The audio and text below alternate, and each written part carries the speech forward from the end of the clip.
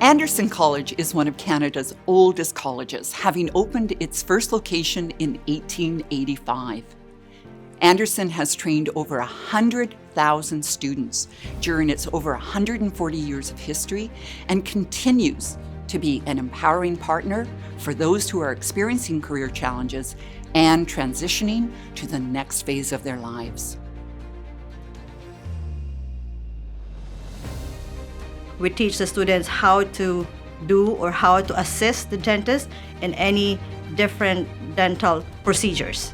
And then we have the dental lab. This is where the dirty work is done. So everything that's outside of the mouth that needs to be done, we do it in our dental lab. We have 3 operatories of just exposing students to how to take radiographs. And again, this is digital, which is very good for the students to learn because that's what they're going to be using in the real world. We have 12 dental operatories or dental rooms that we're having here in Northern Campus. That's where we teach the students how to do or how to assist the dentist in any different dental procedures.